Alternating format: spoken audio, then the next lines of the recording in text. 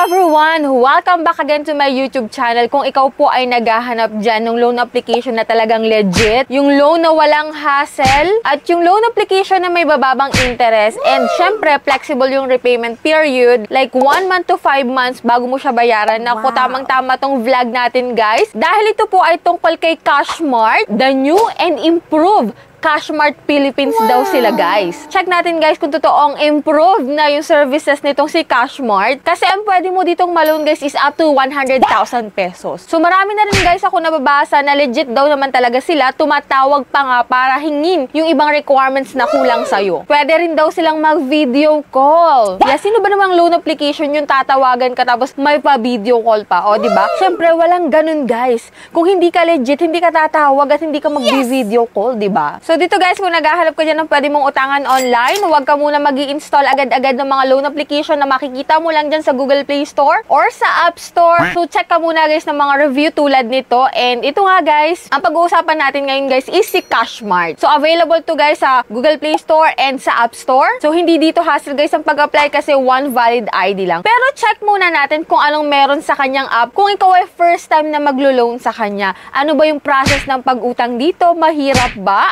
Ano ba yung mga hinihinging documents bago ka makapag-apply? And kung totoong mabilis ba mag-approve si Cashmart? So, bago yun, guys, kung gusto mo pala sumali sa aking pa-weekly GCash giveaway, nako, linggo-linggo po, may 5 lucky winners po akong pinipili. And every last Monday of the month naman po, may isa akong pinipili na mananalo ng aking pa-cellphone giveaway. Or, pwede mo siyang i-convert into cash kapag ayaw mo ng cellphone. O, diba? Dito manunod ka lang ng pwede mong utangan online, may chance ka pa na manalo sa pa-GCash at pa-cellphone giveaway. O, yan! So much for that. So ngayon, guys, ituloy na natin yung ating pag-uusapan ngayon na si Cashmart na after 100,000 daw yung pwede mong ma-loan dito. So check natin kung mababa talaga yung interest niya at kung flexible talaga yung repayment niya. If you're interested, keep watching.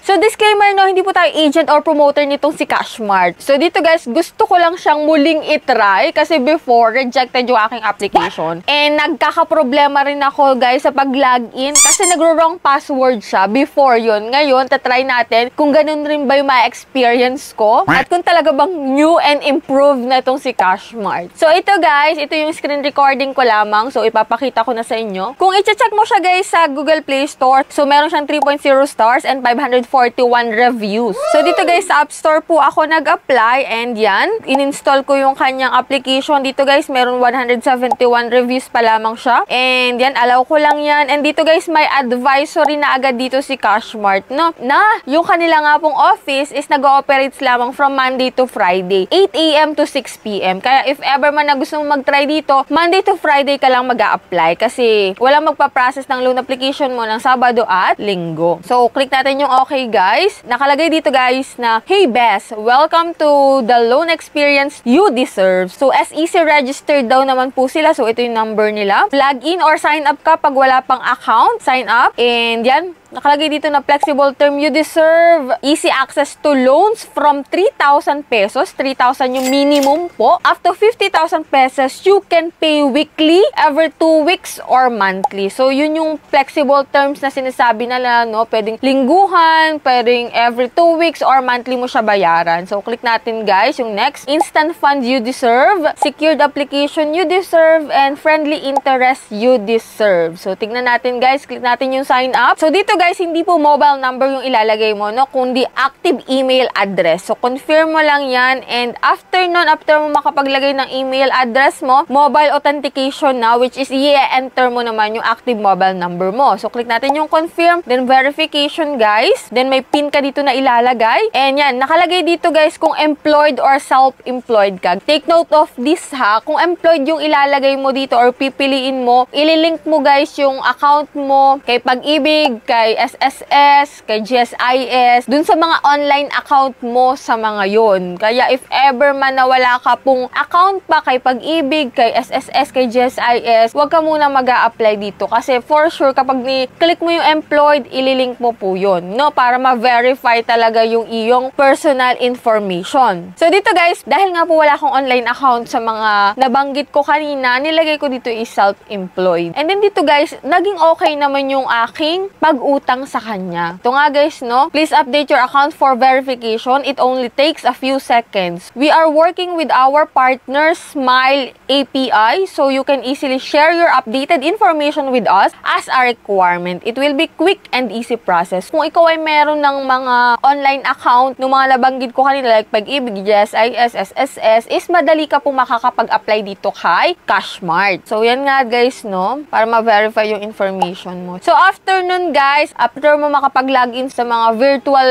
account mo, yan, pwede ka na ditong mag-account setup, which is fill up ka ng iyong personal information. So, i-ready mo na guys yung SSS mo, GSIS number mo, and TIN number mo, no? Yan, dito sa additional information, itong contact reference, need lang po nila dito ng 2 contact number. And then, bank account po yung need mo dito. Wala silang e-wallet. So, ang need mo pong i-prepare dito is your billing statement. So, kung ikaw ay employed, need mo po ng payslip. And dito naman guys sa ID and selfie capture, yan po yung mga ID, mga list ng ID na pwede dito, which is passport, UMID, TIN, driver license, PhilHealth, SSS, postal ID, PRC ID, voters ID, passport, old and new version. Yun, after nun guys, makikita mo na itong feature na to, Get Loan, My Loan, My Wallet, and FAQ, and Pay Now. So, nakalagay dito guys, how much do you need na loan? Ikaw magdi-decide kung magkano ba yung kailangan mo. And ikaw din yung magdi-decide kung kailan mo siya pwedeng bayaran. Which is, meron ditong bi-weekly or monthly. Katulad nga sinabi ko kanina, which is, mamimili ka ng choose your loan term. 1, 2, 3, 4, 5, hanggang 9 po. So, if ever man guys na 5,000 yung piliin mo, tapos bi-weekly, tapos 3 terms, ito lang po yung babayaran mo na amount, which is 1,778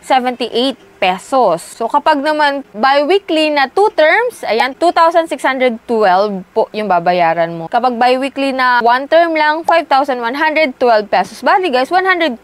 Lumalabas na 112 lang yung interest na idinagdag sa 5,000 pesos. Pero wala ditong naka-indicate guys kung magkano yung marireceive mo sa 5,000. Kasi dito sa mga loan application na to, may mga service fee pa, diba? So, ito guys is total repayment lang ang nakalagay. Ayan, dito naman sa 4th term, 1,362 pesos. Kapag naman 5 term, yan, 1,112 pesos yung babayaran mo. And then naman, kapag 9 terms naman yung pinili mo, 950 pesos. Which is convenient kapag yun talaga yung pinili mo. So, dito guys, ang pinili ko po is 3 terms. And check ko guys kung ma-approve ako dito or hindi. Dito guys, sa 10,000, pwede ka naman pumili kung magkano talaga yung gusto mong amount. Which is, ito nga, tinry ko yung 10,000 bi-weekly tapos 3 terms, which is 3,557. Ayan naman, kapag 4 term, 2,724. So, antay pa tayo guys ng approval dito. And alam nyo ba guys, ilang araw na din akong hindi nakakapag-update dun sa account ko. And may tumatawag po talaga. Which is, tinatanong nila kung ano nang update sa status ko ng loan, kung magpuproceed pa ba akong umutang. Kung magpuproceed ba ako is need kong magpasa pa ng ibang documents na hinihingi nila. Katulad dun sa akin guys, need kong i-update yung aking payslip. Need kong magpasa ng panibagong payslip. And mapaprocess naman din kaagad once na ako ay nakapag-submit ng aking payslip. So, katulad nga po nung ilang nabasa ko sa YouTube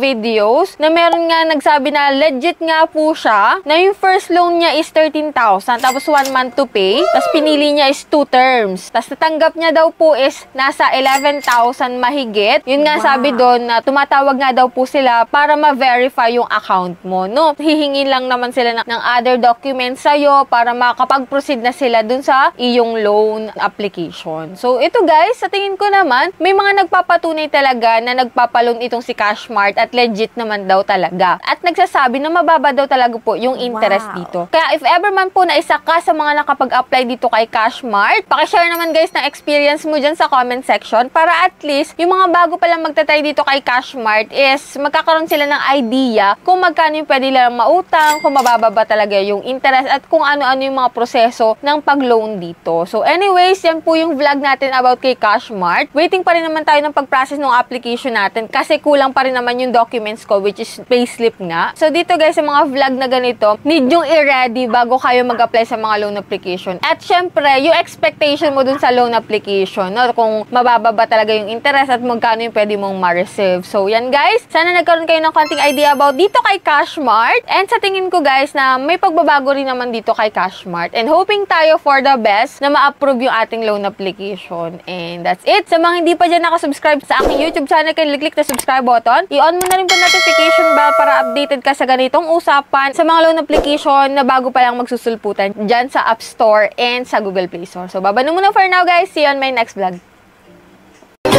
Ate!